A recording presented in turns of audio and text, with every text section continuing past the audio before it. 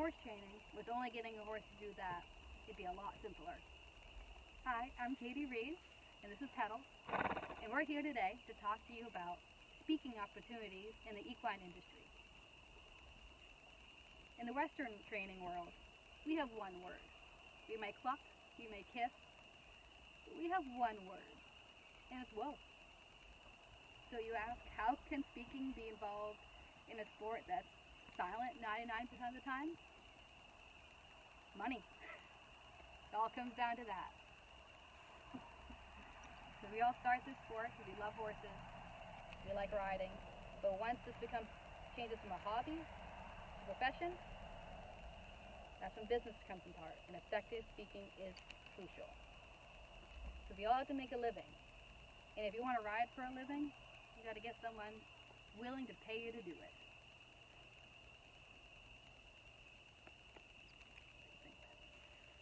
It's interesting. Sometimes the best riders, best trainers aren't successful, and a lot of that is due to poor speaking skills. I went to the University of Findlay, which is the #1 Western training school in the nation.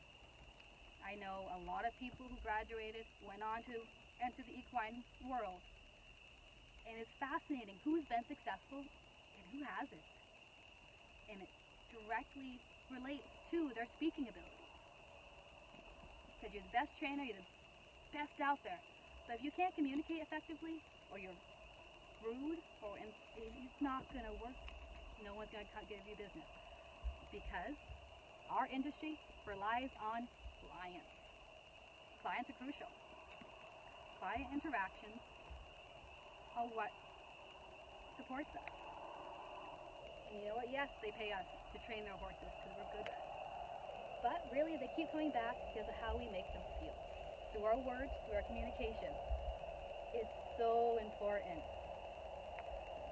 I interviewed Karen Black of Black Cow Horses, and she is fantastic with her clients. She is supportive and right there when you need her and willing to answer any question. And that's a big part. Karen grew up riding, had trainers as parents. She now has a really successful rein cow horse business. And she had a lot of great pointers on what it's like in the industry and how much talking you really have to do. She said on a day-to-day basis, what she spends talking 80% of the time at is lessons. Lessons are a great time.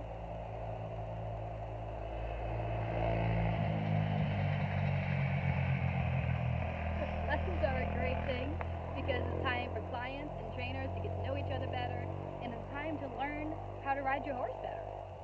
Because trainers can put on all the fancy buttons, they can have a super broke horse, but if the rider doesn't know how to make it work, it's not going to happen. Karen also does clinics, which are just like a larger, bigger lesson with more people, more riders, more information, more speaking opportunities.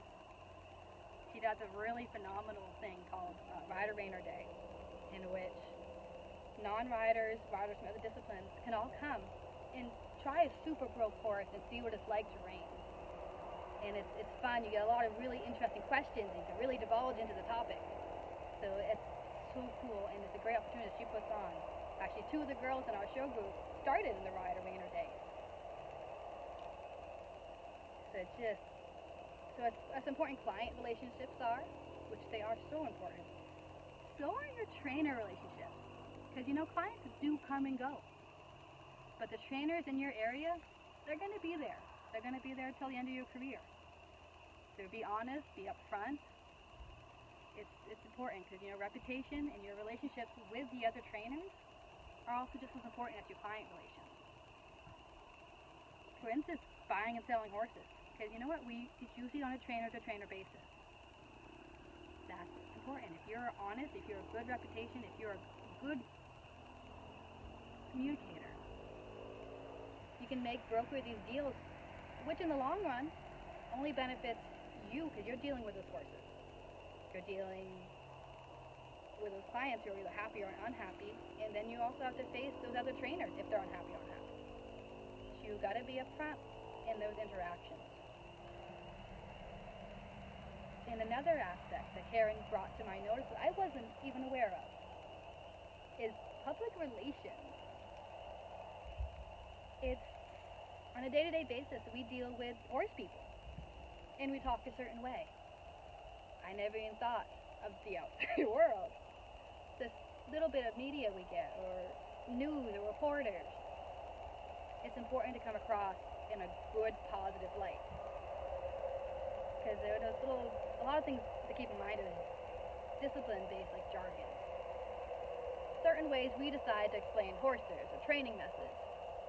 That might work with a horse person, but when you're dealing with the media or someone outside the horse community, if they support it, if they're anti certain methods, you got to be cautious of that and use the correct form of speaking to best communicate what you're trying to say. Because we don't get much limelight, and the little bit we do, it needs to be a positive outlook. Because horses are a great thing. I think everyone should ride, should be involved. And if communications can get more people in touch, so amazing. So really, we have more words than one in the horse training. It's a communication-based business. We spend the majority of our time talking with people and talking with our horses, and it's something we all love, and I'd love more people to be involved in it.